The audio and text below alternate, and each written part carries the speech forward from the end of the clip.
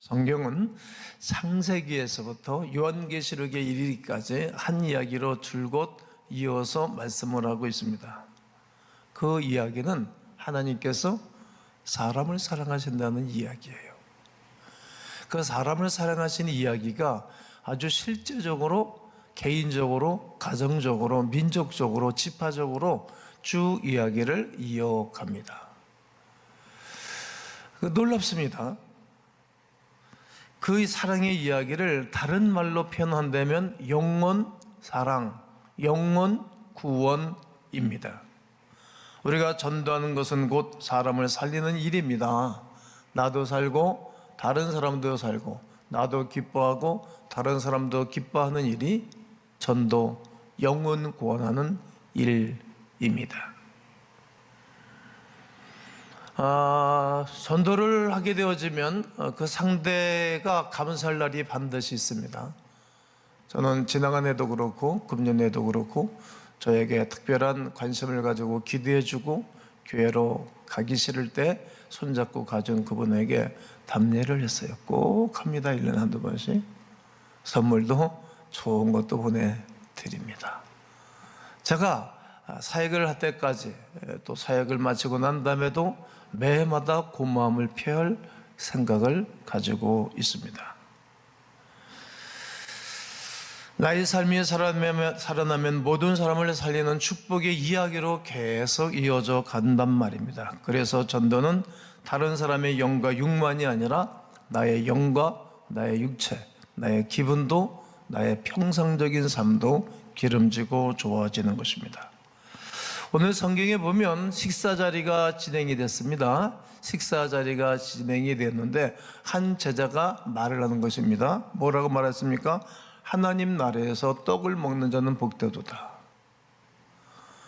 여러분, 떡을 먹는 것이 복되는데 하나님 나라에서 떡을 먹는 것이 복되도다라는 겁니다. 오늘 한번 15절을 읽겠습니다. 시작. 함께 떡을 먹는 사람 중 하나가 이 말을 듣고 이르되 무릇 하나님의 나라에서 떡을 먹는 자가, 그렇습니다. 하나님 나라에서 떡을 먹는 자가 복되다. 영생하는 떡을 먹지 않으면 지옥에 떨어집니다. 유황과 불이 펄펄 끓는 지옥에 들어가 살 사람들임을 우리는 압니다.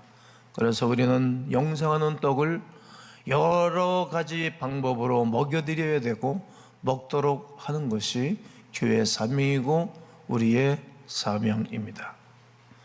영생을 떡을 먹는 것은 무슨 말입니까? 예수님을 마음속에 모셔드리는 것입니다. 자기 땅에 자기 백성들이 영접하지 아니하였으나 영접하는 자와 곧 그 이름을 믿는 자들에게는 하나님의 자녀가 되는 권세를 누리게 하는 것, 이것이 영생의 떡입니다. 어떤 어려움과 고난 속에서도 주님을 나의 주님이라고 고백할 수 있는 성숙한 장성한 사람으로 세워주는 것이 생명의 떡을 먹은 사람들의 삶입니다. 베드로는 좋은 환경일 때 주는 그리스도시요 살아계신 하나님의 아들입니다. 이렇게 마태복음 16장 16절에서 말씀합니다.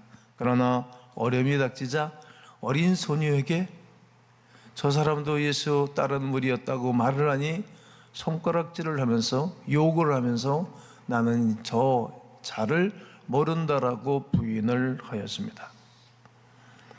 적어도 주님 앞에서 죽을지언정 저분은 나의 구주라고 말해야 될 베드로의 신앙에 문제가 심각한 것을 보게 됩니다.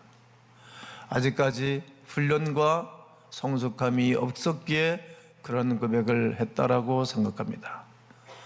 모든 사람이 영생하는 떡을 먹게 하도록 예수님은 잔치를 베풀고 사람들을 초청한 것이 오늘 본문의 말씀입니다. 그것은 본문에서 16절, 10절에서 오늘 본문을 말하고 있는데 이르시되 어떤 사람이 큰 잔치를 베풀고, 뭘 베풀고요? 큰 잔치를 베풀고 많은 사람을 청하였더니 잔치할 생각에 그 청하였던 자들에게 종을 보내어 이르되 오소서 오소서 모든 것이 준비되었나이다 하며 한결같이 거절했습니다. 어떤 사람을 밭에 샀기에 못 오고 어떤 사람은 소를 샀기 때문에 못 오겠다고 말하는 것입니다. 또 다른 사람들은 장가 들었으니 또 아내를 얻었으니 이 잔치에 올 수 없다라고 대답을 했습니다. 그런 거절을 보면 모두 다가 세상 일로 바쁘다는 이유를 걸어서 하나님 앞에 잔치에 올 수 없다라고 거절한 것입니다. 우리도 사람들을 초청해 보지만 여러 번 거절을 당했지요. 또 거절당한 것이 여러 번 있었기 때문에 아예 초청할 생각도 안 하는 분들도 있으리라 생각이 됩니다. 그 나름대로 그럴듯한 핑계들을 댔지요. 그러나 잔치를 준비한 주인은 이런 핑계로 말미암아 잔치를 포기할 생각이 없는 것입니다. 끝까지 다른 사람을 초청합니다. 본문의 주인은 절대로 포기란 없다. 포기하지 않습니다. 다시 골목으로 나가고 거리로 날아가고 산울가로 나가서 다리 저는 자들과 소경들과 가난한 자들과 어려운 사람들을 초청하고 데려오라는 말입니다. 더 열심히 다른 사람들 불러서 잔치에 참여하게 했습니다. 그런데도 빈자리가 많이 남은 것입니다. 하나님은 교회에 빈자리가 남아있는 것을 별로 좋아하지 않습니다. 아직까지 하나님이 이 땅에 오시지 않는 이유, 예수께서 이 땅에 다시 재림하지 않는 이유는 하늘의 빈자리 때문입니다. 한 번이 구원을 받고 또 한 번이 구원을 받으면 24장로, 구약의 12지파장, 신약의 12제자, 그 터 위에 세워진 교회가 벽체가 세워지고 다 채워지면 예수님이 이 땅에 오시는 것입니다. 여러분 한 분 한 분이 교회인 것처럼 이 땅에서 구원받은 사람들 한 분 한 분이 구원을 받으면 예루살렘 성전이, 하늘나라 성전이 다득 채워지면 예수님이 오실 것입니다. 아직까지 예수님이 이 땅에 오시지 않는 이유는 구원받을 백성이 다 채워지지 않았기 때문입니다.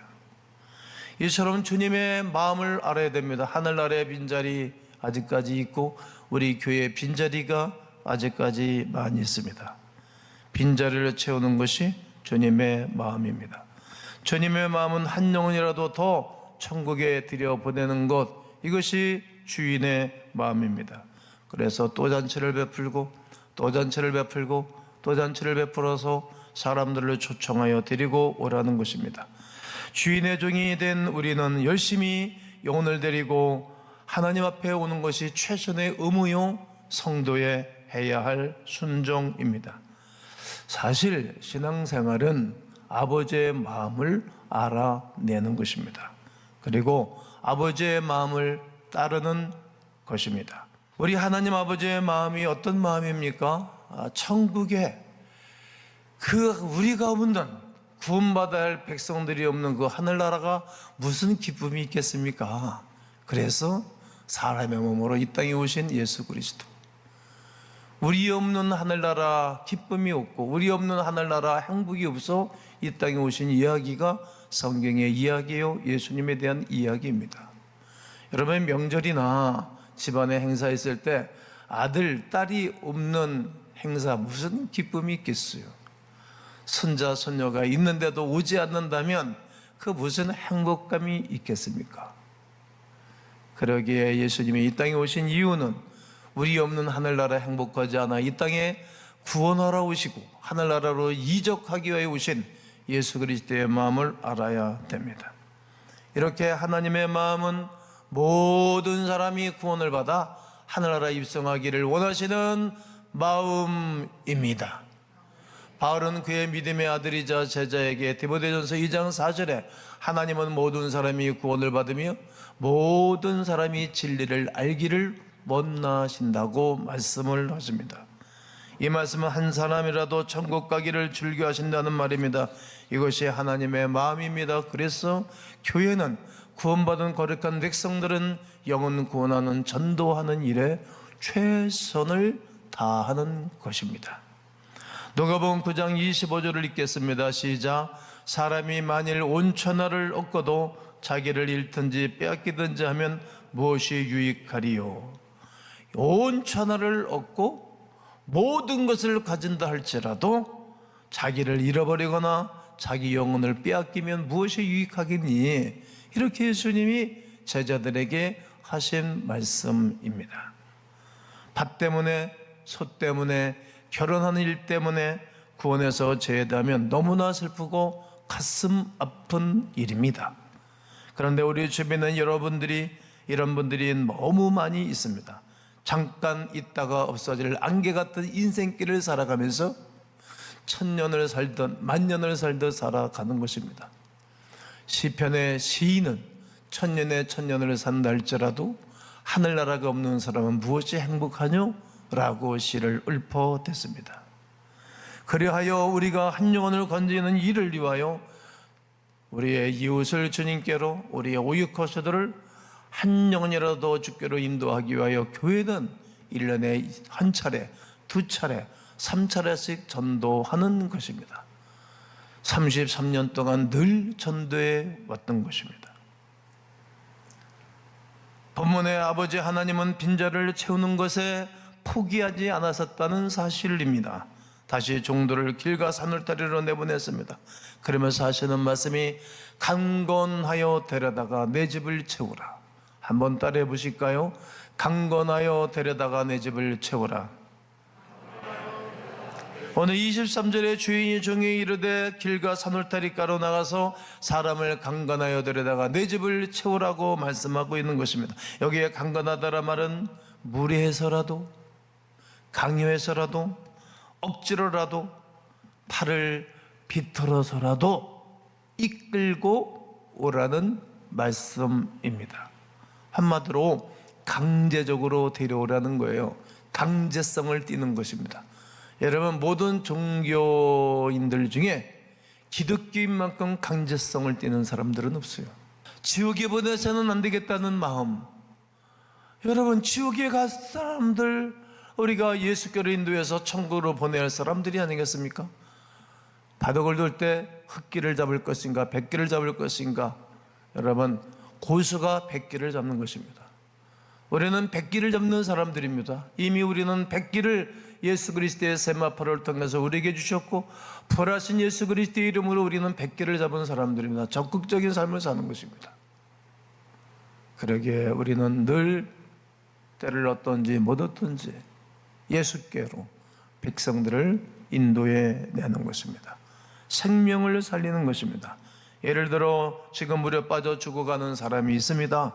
그 사람에게 너 거기서 안 나오겠니? 좀 나와. 그러면 안 돼. 그럴 사람이 누가 있겠어요? 수용자라는 사람이라는 우통을 얼른 먹고 휘엄을 쳐서 그 사람을 끄집어내든지, 머리카락을 잡아서 낚아채든지, 로프를 던지든지 여러 가지 방법으로 일단 살려놓고 보는 것입니다. 그리고 이야기하는 것입니다. 달리는 기차에 죽이려는 사람이 있으면 설득할 시간이 어디 있겠습니까?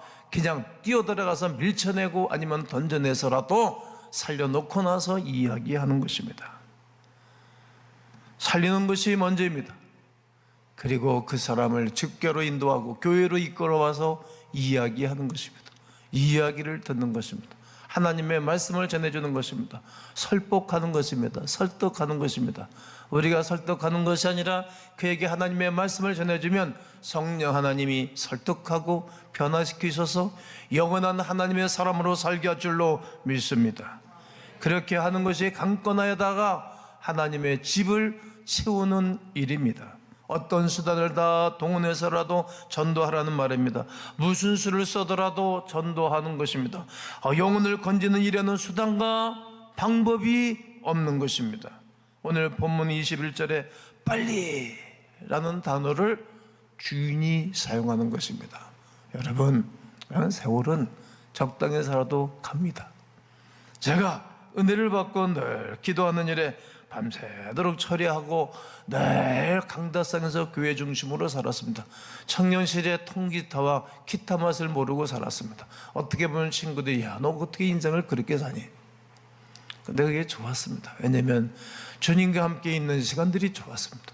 밤을 새고 하나님과 교제하는 시간들이 고마웠습니다.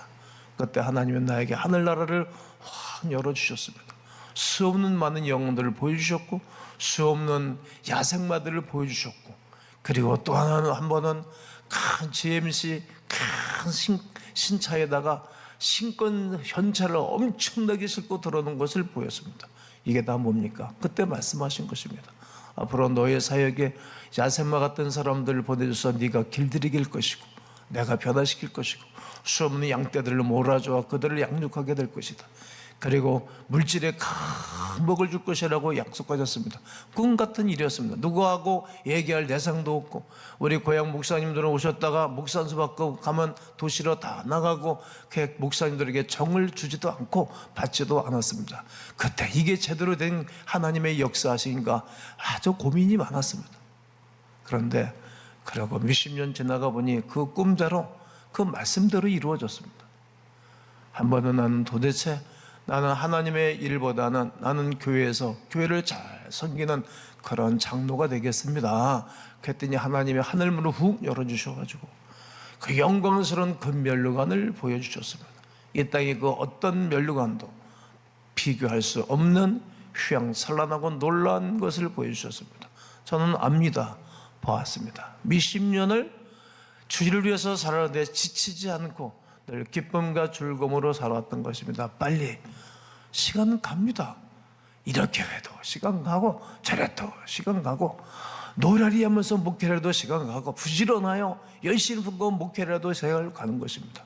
직장생활로 노래를 해도 가고 열심히 직장생활 해도 가고 사업을 부지런히 해도 세월 가고 노래리 하면서 해도 세월 가는 것입니다. 그러나 최선을 다하여 하나님이 우리에게 주신 비전대로 살아가는 사람에게 행복감이 있는 것입니다.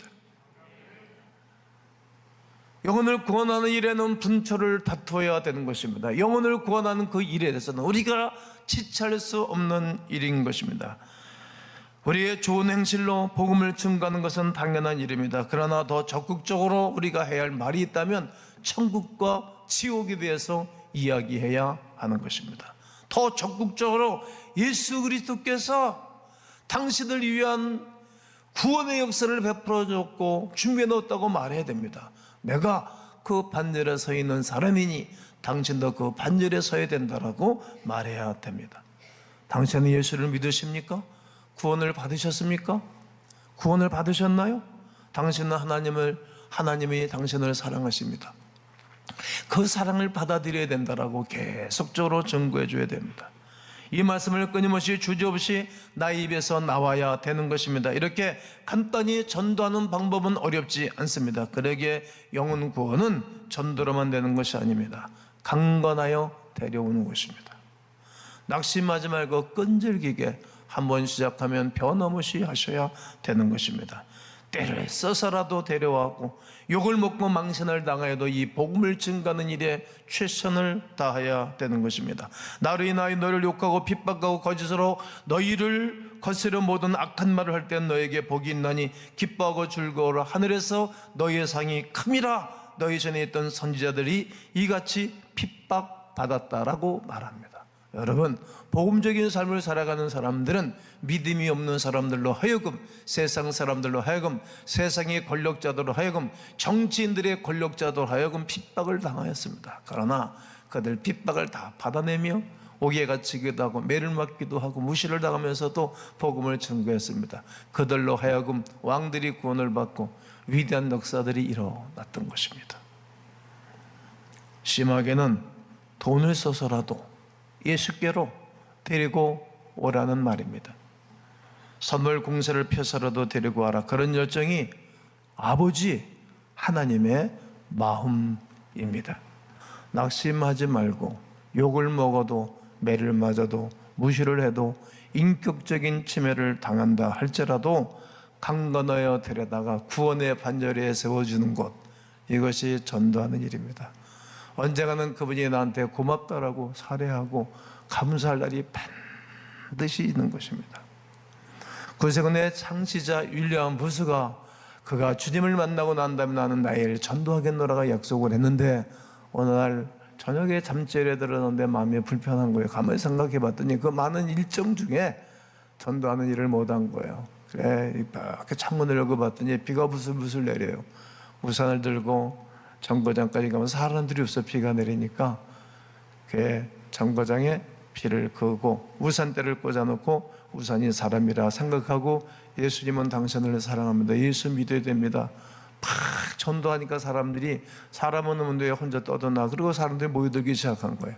거기서 그가 예수 그리스도의 사랑을 증거하는 가운데 거기서 모인 사람들 중에 12명이 구원을 받고 교회를 다니기 시작했다는 거예요. 복음을 전해주면 하나님이 은혜를 주시는 거예요. 우리가 낚시를 하고 고기를 잡으러 가면 반드시 고기 몇 마리 붙들어 오는 거예요. 교회가 그러하고 난 여러분들이 그러하게 되기를 주의 이름으로 권면합니다. 이처럼 우리가 끈질기게 교회는 복음을 증거하고 개인이 전도해야 될 이유가 있습니다. 그 첫째가 전도는 하나님이 가장 기뻐하시는 일이기 때문입니다. 여러분, 하나님 기뻐하는 일을 하면 하나님이 복을 주겠죠. 집안에서 하나님 아버지가, 내 육신의 아버지가 좋아하는 일을 하면 복을 주겠지.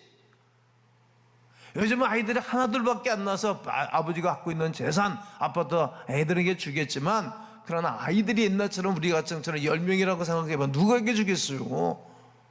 적은 재산을 마음에 드는 놈한테 주는 거예요. 옛날에는 장자에게다 줬지만 요즘은 다 n분의 1로 딱 나누잖아요. 그거 잘한 겁니다. 잘한 겁니다. 그러나 그래도 마음에 드는 아들에게 주는 거예요. 하나님이 기뻐하는 일을 하는 거예요. 예수께서 이 땅에 오셔서 십자가에 죽으시고 피를 흘리고 완전히 죽으시고 부활하신 그 이유가 구원받을 백성들을 위한 일이었다는 거 아닙니까? 이것을 먼저 아는 사람들이 해야 할 일이지 않겠습니까? 하나님을 가장 기쁘게 해드리는 광의민들이기를 주의 이름으로 권면합니다. 두 번째는 전도에 우리의 신앙에 큰 유익이 되기 때문입니다. 전도하면 내 영혼이 살아납니다. 상대방의 짜증도 다 받아주고, 상대방의 더티한, 상대방의 성숙하지 않은 행동 말도 다 받아줍니다.